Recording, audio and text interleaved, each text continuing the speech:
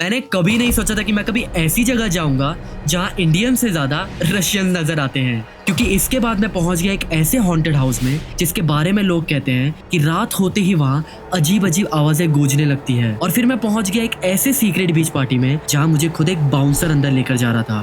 तो शुरू करते हैं सबसे पहले इस हॉन्टेड हाउस से। ऑल राइट, तो अभी हम आ चुके हैं गोवा के सबसे फेमस डिमेलो हाउस में। भाई बाहर से देखने में तो ये एक पुराना सा घर लग रहा है, लेकिन अंदर चल के देखते हैं इसकी कहानी का असली सच क्या है। बहुत साल पहले इस घर में दो भाई रहते थे और उन दोनों भाइयों के बीच में इस घर की प्रॉपर्टी को लेके बहुत बड़ा झगड़ा हुआ था। और कहते हैं कि वो झगड़ा इतना बढ़ गया था कि उन दोनों भाइयों में से एक की मौत हो गई थी। शिट भाई, ये सब देख के लग रहा है यहाँ पे बहुत सारे लोग आते जाते रहते हैं। भाई पूरी सीढ़ी यहाँ पे टूट गई है। देखने में तो बहुत ही क्रेजी घर लग रहा है ये।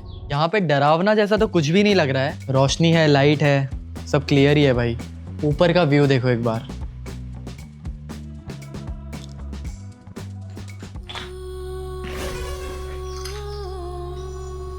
तो घंटी बजने का आवाज आया क्या? ये हम जिस भी अबैंडन जगह पे जाते हैं वहां पे ड्रेक जरूर लिखा होता है। तो ड्रेक का होगा ना भाई, यहाँ पे भी ड्रेक लिखा है। लोगों का ये भी कहना है कि उस भाई की मौत नहीं हुई थी, बल्कि उसी के भाई ने उसकी हत्या की थी और इस घर में दफना दिया था। और वो घर में ही दफनाने के बाद वहाँ पे पेड़ उगा दिया था और ऐसा लग रहा है जैसे वो पेड़ इस घर को तोड़ना चाहता है। भाई ये पेड़ की जड़ें पूरी घर के अंदर आ चुकी है और ये पूरे घर को यहाँ पे डैमेज कर दिया इसने। मतलब भाई जो दो भाइयों की कहानी थी वो काफ़ी हद तक सच थी। यहाँ पे एक बैग मिला है।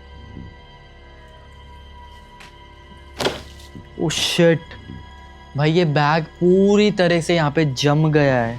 तुम्हें लग रहा होगा कि मैं मजाक कर रहा हूँ, लेकिन पता नहीं क्यों वो बैग जैसे जमीन से चिपक ही गया था। जितनी जोर से खींच रहा था उतना ही लग रहा था जैसे वो कई सालों से वहीं पड़ी हो और वहाँ से हटना ही नहीं चाहती हो। हैरानी की बात ये थी कि वहाँ चारों तरफ अच्छी खासी रोशनी थी, फिर भी अंदर एक अजीब सी घबराहट हो रही थी। समझ ही नहीं आ रहा था कि ये सिर्फ उस जगह के बारे में सुनी हुई कहानियों का असर था या सच में उस घर का माहौल कुछ अलग था। ऑल राइट, तो अभी हम एक दूसरे साइड पे आ चुके हैं। भाई ये पेड़ की जड़ों ने पूरा इस दीवार को जकड़ लिया है यहाँ पे। शिट भाई, how is this even possible? वो पेड़ ने पूरा पकड़ लिया है भाई इस घर को।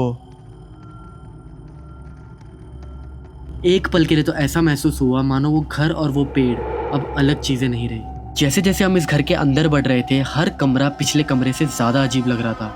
पता नहीं क्यों, लेकिन ऐसा लग रहा था जैसे कि घर आज भी पूरी तरह खाली नहीं है, सिर्फ खामोश है।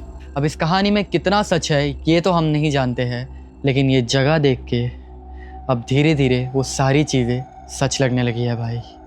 बाहर दुनिया बिल्कुल नॉर्मल चल रही थी, लेकिन इस घर के अंदर समय जैसे कई साल पहले ही रुक गया हो। एक पल के लिए तो मुझे लगा कि अगर अभी पीछे मुड़कर देखूं तो शायद इस घर का नज़ारा वही नहीं होगा जो कुछ सेकंड पहले था। और पता नहीं क्यों वहाँ ज्यादा देर रुकने का मन ही नहीं कर रहा था। इस घर से जाने का वक्त आ चुका है। ऐसा लग रहा था जैसे ये जगह खुद चाहती है कि हम जितनी जल्दी हो सके यहाँ से निकल जाए। Hats off to D'Mello brothers.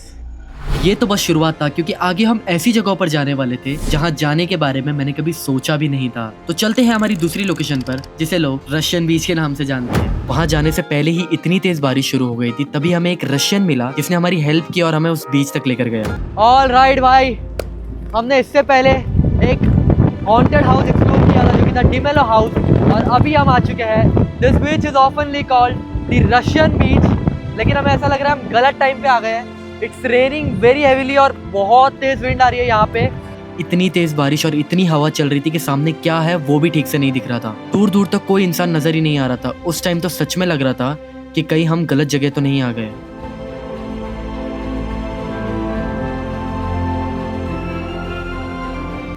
भाई हमें दिखने लग गए हैं कुछ लोग, शायद से वहाँ पे ही जो हिडन सीक्रेट पार्टीज होती है और नाइट लाइफ जो भी दिखाई जाती है इस रशियन बीच की।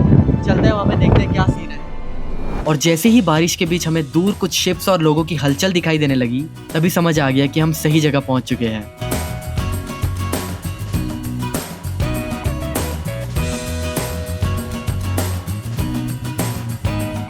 इतनी दूर से तो आ गए थे, लेकिन हमें क्या पता था कि यहाँ रशियंस तो छोड़ो, इंडियंस भी मुश्किल से मिलेंगे। भाई एक टाइम था जब यहाँ पे इतने रशियन टूरिस्ट आते थे कि इस जगह को लिटिल रशिया का नाम दे दिया था।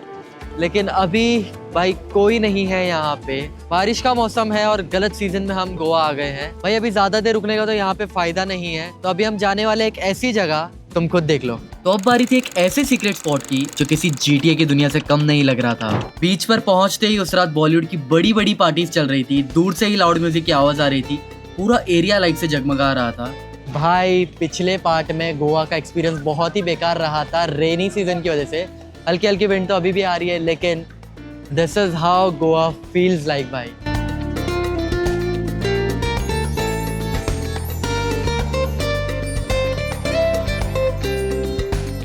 उसके बाद हमें एक बंदा मिला जिसने कहा कि वो हमें एक सीक्रेट पार्टी के अंदर ले जा सकता है। बाहर से देखने में सब नॉर्मल लग रहा था, लेकिन जैसे ही हम अंदर पहुंचे पूरा सीन ही बदल गया। अंदर का माहौल बिल्कुल अलग था, ऐसी चीजें हो रही थी जो मैंने पहले कभी नहीं देखी थी। कुछ ही सेकंड्स में हमें समझ आ गया कि ये जगह हमारे लिए बिल्कुल नहीं है। मैं वहाँ मुश्किल से 2 मिनट भी नहीं रुक पाया और बिना टाइम वेस्ट किए सीधा वहां से बाहर निकल गया। भाई मेरे पीछे इतने सारे क्लब्स हैं, लेकिन मैं इन किसी भी क्लब्स में नहीं जाने वाला हूँ, क्योंकि हमारे पास टाइम बहुत कम है और अभी हमें एक ऐसी जगह जाना है जो कि मिनी बैंकॉक के नाम से जाना जाता है। तो हमें जल्द से जल्द वहाँ पे निकलना पड़ेगा, क्योंकि अब बारी थी ऐसी जगह जाने की जिसे इंडिया का मिनी बैंकॉक कहा जाता है। भाई अभी हम आ चुके हैं एक ऐसी जगह पे जिसे इंडिया का मिनी बैंकॉक भी कहा जाता है।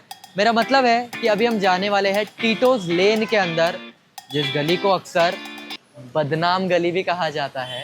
और जैसे ही हम यहाँ पहुंचे पहली ही नजर में समझ आ गया था कि लोग इस जगह को इंडिया का मिनी बैंकॉक क्यों कहते हैं। सबसे हैरानी की बात ये थी कि रात के 2 बजे भी यहाँ बिल्कुल दिन जैसी रौनक थी। भाई ये है वो लेजेंडरी गली टीटोज लेन।